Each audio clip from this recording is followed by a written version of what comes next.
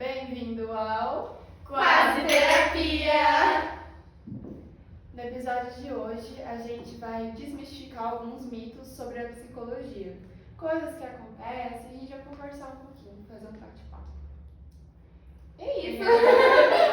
Bom, eu vou começar. E o que eu quero trazer aqui hoje, que é algo que a gente escuta muito antes da faculdade, quando a gente entra na faculdade, durante a faculdade e depois da faculdade, que é sobre quem o psicólogo pode ou não pode atender, principalmente ali dentro do âmbito familiar, né? Quando a gente entra, principalmente na minha família era assim, você vai atender todos nós?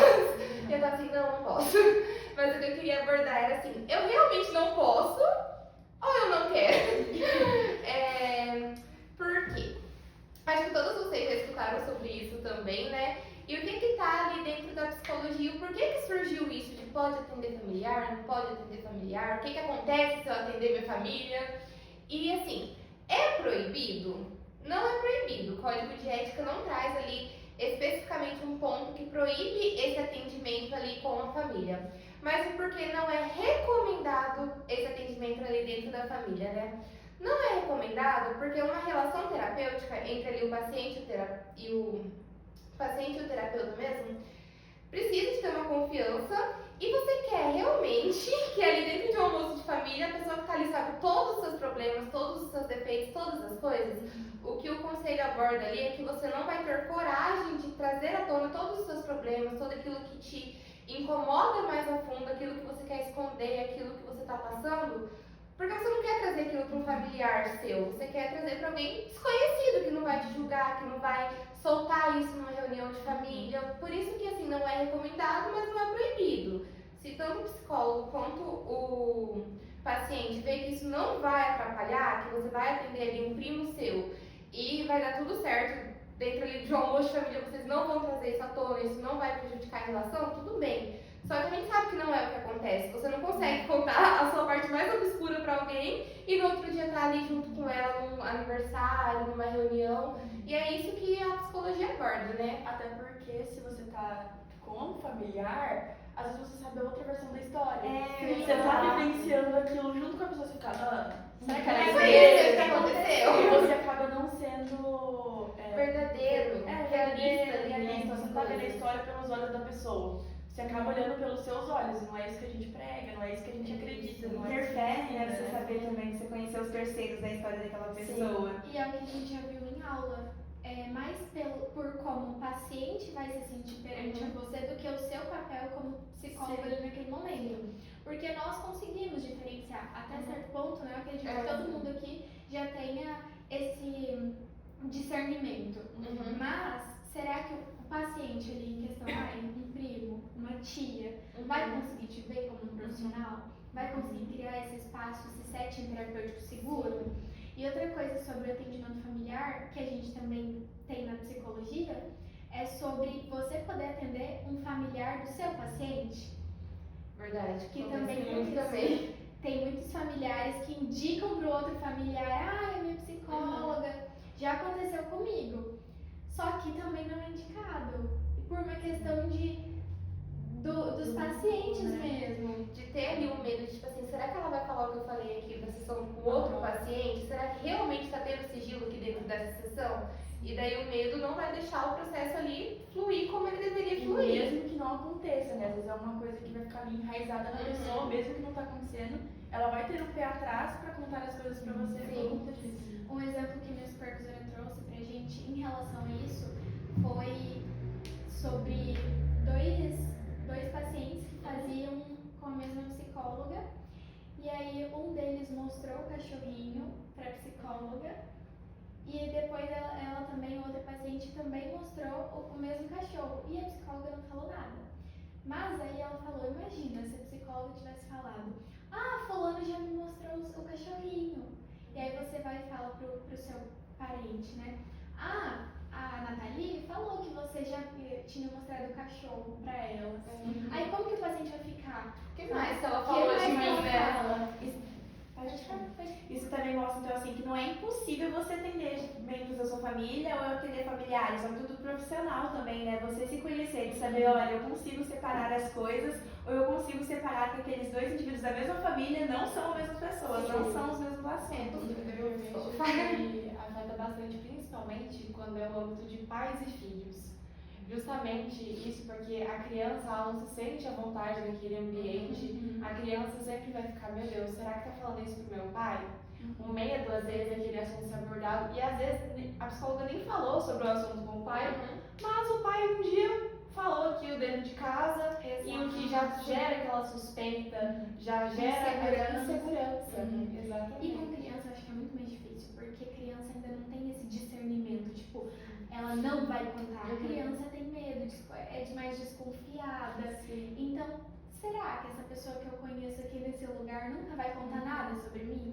Mesmo, e é assim, é um papel do psicólogo deixar os pais, né, os responsáveis, a par do tratamento, não quebrar o sigilo e contar o que está sendo dito, mas a par. Então é muito difícil, eu acho, essa questão de atender os familiares, mesmo sendo permitido, igual a Paula disse. É complicado. Então é melhor evitar. Não esquentem a cabeça, não tenha dor de cabeça, que é melhor. O que mais que vocês já escutaram sobre? Um mito que se fala bastante. Quem faz terapia é só quem tem diagnóstico? É realmente um mito, o qual, querendo ou não, fala muito sobre a sociedade que a gente vive. Agora começou a se falar muito sobre diagnóstico de TDAH, diagnóstico de autismo, vários tipos de diagnóstico. E agora as pessoas estão relacionando a terapia ao diagnóstico, mas não é assim que funciona. A gente que está na vivência da psicologia tem mais visão sobre isso. Que muitas das vezes a pessoa está indo à terapia porque ela quer melhorar a oratória, tem medo de falar em público, só vai ganhar uma promoção de emprego se conseguir se abrir em público. Dificuldade de interação social. Exato. Então tem muitos tópicos importantes, igual um tópico que a Nathalie quer falar sobre, né? Sobre mães que acabaram de ganhar bebê e tudo mais, ou que perderam um bebê. Então são assuntos que a gente pode falar dentro da terapia e que faz parte desse processo. E não necessariamente vai ter um diagnóstico envolvido. Exato. Falando bem a grosso modo, a gente sabe que ainda é muito presente na nossa sociedade a frase só faz terapia quem é louco. Então a gente tem, eu já ouvi isso muito da minha família, tem muitas pessoas da minha família que falam, eu não sou louca, não preciso disso não. Você não vai cuidar dos doidinhos? Exato. A minha irmã mesmo falava super, eu não preciso disso, eu tô ótima. Começou a terapia tem 3 meses. Tudo que ela faz na vida, eu tenho que falar sobre isso no meu psicólogo. Você gostou então? Igual tem pacientes que chegam falando que só querem conversar. É só pra conversar. Porque sabe que querendo ou não, ali é um ambiente seguro, né? Então realmente você pode se abrir. Então isso quebra muito também o tabu de terapia é só pra loucos. Exato. O tanto de demanda que vem dentro do Gente, consultório é enorme.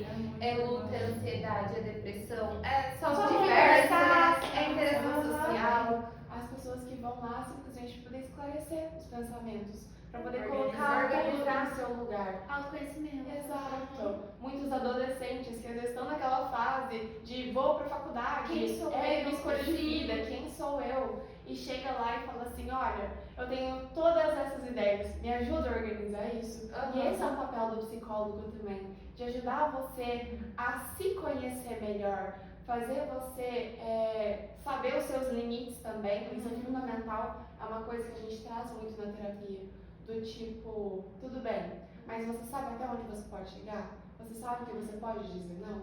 São muitas coisas que a gente fala na terapia. Pegando o gancho do que você disse, tem um mito também, uma ideia que as pessoas têm, em que o psicólogo precisa ser neutro.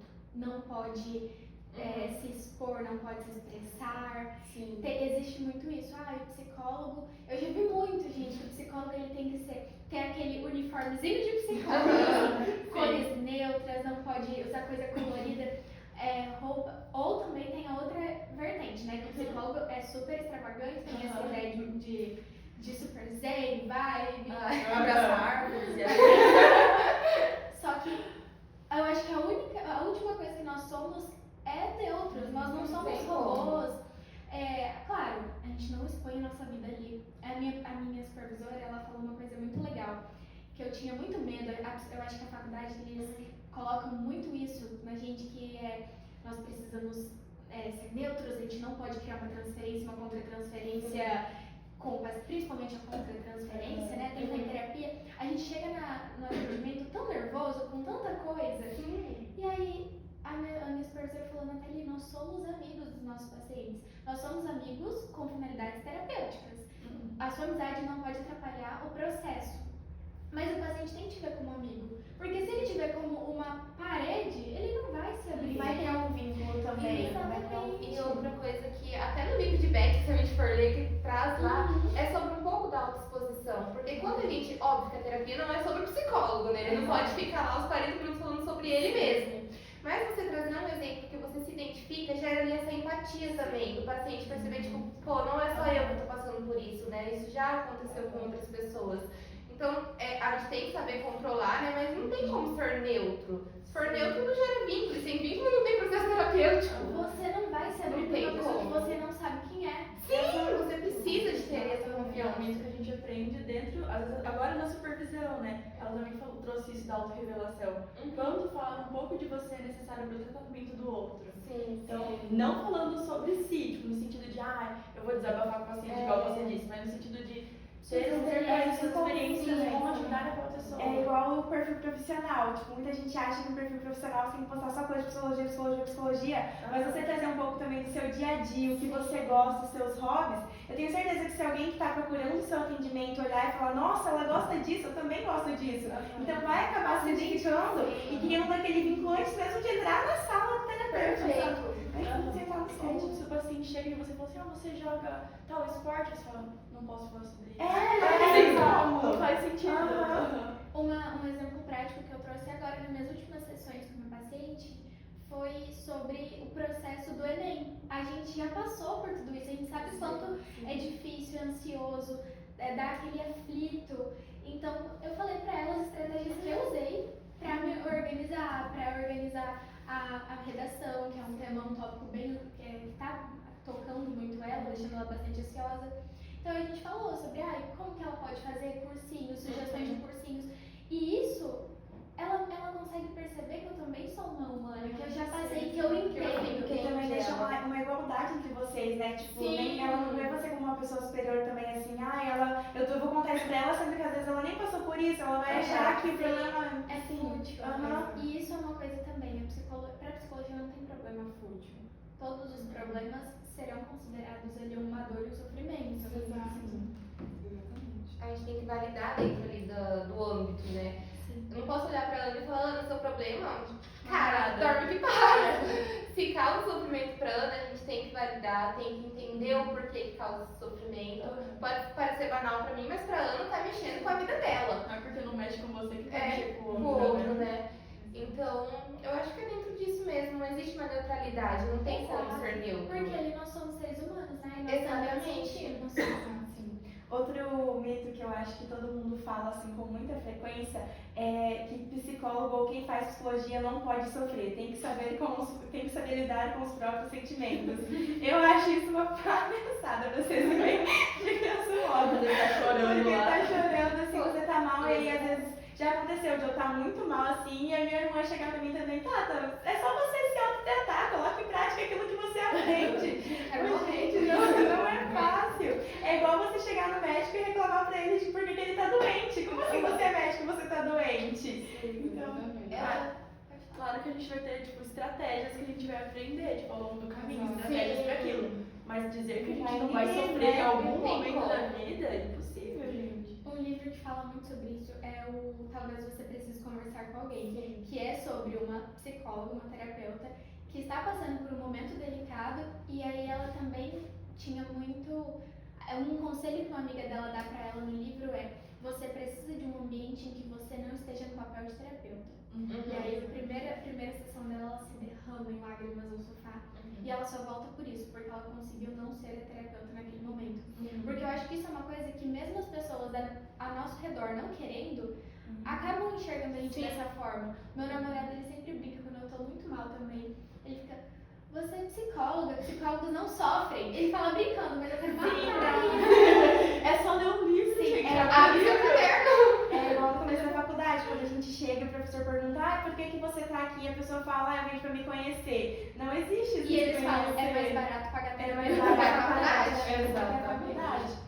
Porque não é porque você está estudando para ajudar outra pessoa que você consegue ajudar. Igual a Ana falou, existem meios, você tem algumas estratégias, mas não que você não vá precisar de ajuda de outra pessoa. Por isso que todo mundo recomenda que quem é psicólogo precisa estar fazendo terapia. Exatamente. Justamente para poder lidar com os seus próprios problemas e também dos outros, que tem muita gente que é mais sentimental por natureza, que acaba absorvendo mais isso de pacientes. Então, a gente está em processo terapêutico, é a gente se conhecer, é a gente saber lidar, falar, não, realmente, isso eu trouxe de uma sessão. E isso de se conhecer é muito importante, porque a gente tem que saber os nossos valores e quem nós somos, além daquela pessoa, né, daquele profissional dentro daquela sala. Porque tem essa ideia de que a gente não pode expressar quem somos, nossa personalidade, mas, ao mesmo tempo, nós precisamos, de certa maneira, ter uma personalidade ali dentro, né? Sim, claro. E isso entra em várias questões da nossa vida, né? Sim. Posso falar outro mito já? Fique à vontade. Quem é psicólogo não pode ter religião? E aí, gente? É uma coisa que a gente aprendeu e escutou antes da faculdade e dentro da faculdade, né? Sim. Quando eu comecei a faculdade, eu escutava assim, nossa, você vai entrar na psicologia, você vai virar ateia. Sim. Porque lá eles vão mudar a sua cabeça. Eles vão falar pra você não acreditar em nada. E quando a gente entrou aqui, a gente aprendeu sobre espiritualidade, sobre como é importante isso pra sua saúde mental, né? É porque as pessoas elas não conseguem diferenciar muito, vindo ali dentro do senso comum mesmo, a diferença de espiritualidade e religião. Sim, exato. Existe uma diferença entre os dois tópicos, né?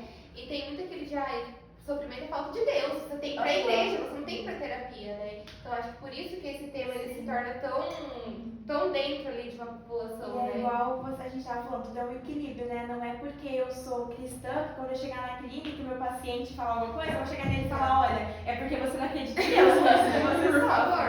E claro, a gente não vai levar aquilo pro paciente como imposição, né? Você não vai dizer sobre as suas crenças pra ele. Você vai ter a sua crença pessoal e tá tudo bem. Você não precisa não ter a sua crença pra ser psicólogo. Justamente porque eu vejo que a religião, ela também é uma estratégia terapêutica.